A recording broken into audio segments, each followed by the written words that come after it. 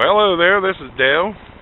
I decided to post up a video finally of this 590 watts of solar power I installed. I'll go ahead and give you a front view. It's approximately 3:30 in the evening. Unfortunately, it's starting to get the shade come in on the panels a little bit. My shading exists because of trees. They exist. Unfortunately, there's no easy way to take them out unless you hire a tree trimming service. But anyway, I wanted to show you all how I did this. As you see here, we got a 4 foot, wish it was a 4 foot post, a 4x4 post stuck in the ground.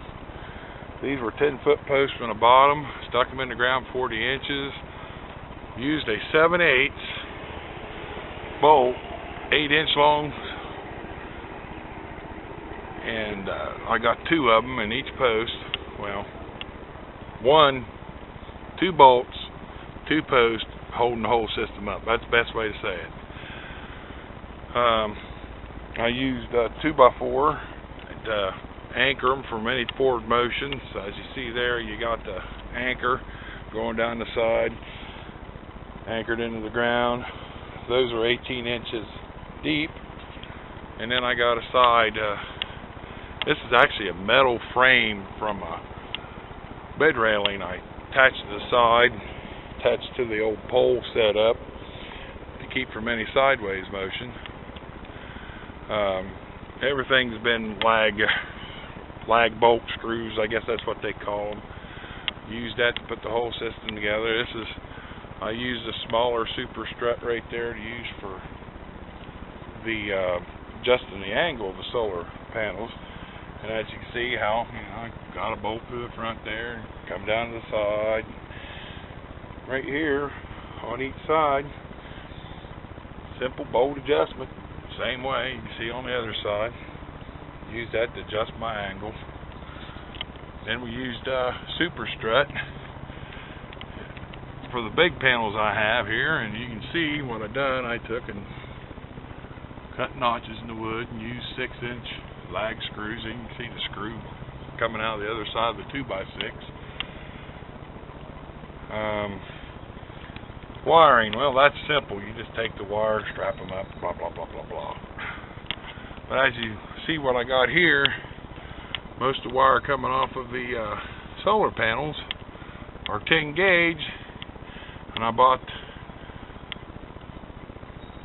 the MC4 connectors online. I believe they were $4 and $4.25 a pair, free shipping. And I made up my own set of cables and ran them in the 8 gauge.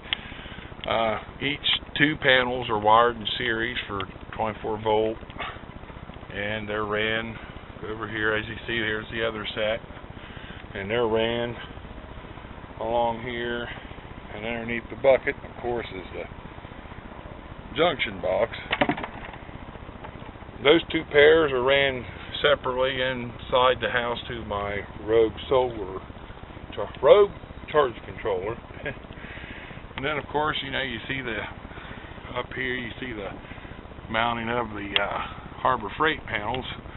And as you see, I used little screw clips over here too to hold the wire down up against the 2x4 coming down. They come to a central port. 10 gauge wire run.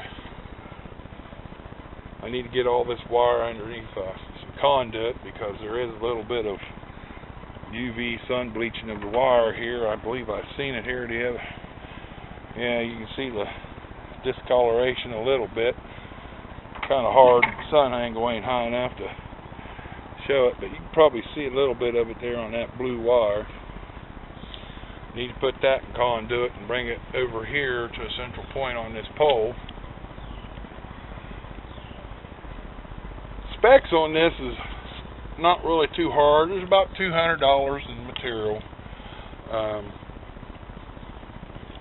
Of course, these holes, they're 40 inches in the ground, so I mean there's a lot of non-wear and tear or whatever. And he was wondering about an easy way to mount these Harbor Freight solar panels. This is what I used. If you can get a good close-up look there. You can buy these at your hardware stores or whatever. They're usually just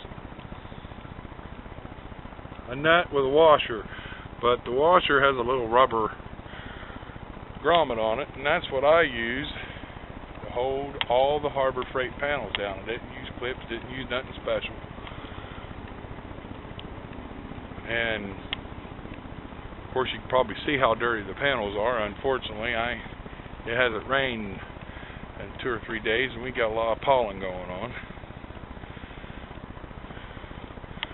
But that's what I wanted to show you guys today, and ain't much of a video. I'm not good at this very well, so I hope you enjoyed it. Thank you.